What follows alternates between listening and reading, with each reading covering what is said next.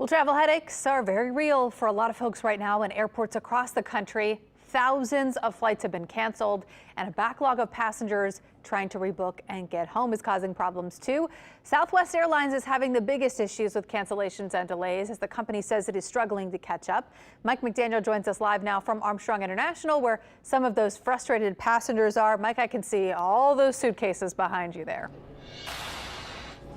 Oh yeah, and there's a story with each one of them. We did talk to one woman today who flew here on Christmas Eve with her family from Houston, Texas. They were hoping to then fly to Washington, D.C., which is where their home is.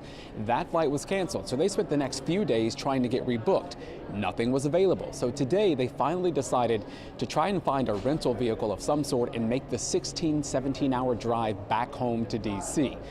There are a lot of stories like that, and the lines at ticket counters, specifically Southwest, have been long. Delayed, canceled, and a bit frustrated. Wasn't even paying attention to it, of course, until it was time for my flight. Karen Zachary and her husband are two of many stranded Southwest Airlines customers trying to get home Tuesday morning from New Orleans. My husband is in the line for rebooking, and the line has moved this much. Their flight to Florida was one of thousands canceled across the country. Cancellations are from all airlines, but according to FlightAware, Southwest had more than 2,900 cancellations just Monday, which is about 71% of its scheduled flights for the day. That's 10 times as many as any other major airline. We've had sufficient staffing the entire time to address and operate our flight schedule. It's once the storm dropped in the middle of it, that just sent the system reeling, if you will. Southwest Airlines says the weather is preventing flight crews from being where they need to be, leading to more cancellations. The company is apologizing to customers, but to some. Right now I'm calm because there's nothing I could do. Like Cynthia Adams, the damage is done.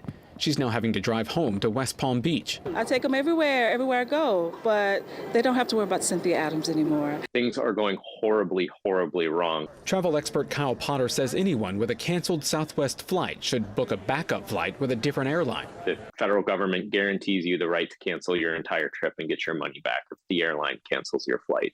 For folks trying to get to New Orleans, there are problems as well. Some incoming flights are getting canceled right before a busy tourism weekend in the city with New Year's Eve and the Sugar Bowl. We think that, the airlines can get this figured out and get people here. Kelly Schultz with New Orleans & Company says downtown and French Quarter hotels reported 90% occupancy for Saturday night. We're confident that people will be able to get here and keep their plans. Of course, a lot of the Sugar Bowl folks have already arrived in the city. For folks not so lucky to already be where they should be, it's a test of patience. I think this one just couldn't be helped with the amount of people and the weather.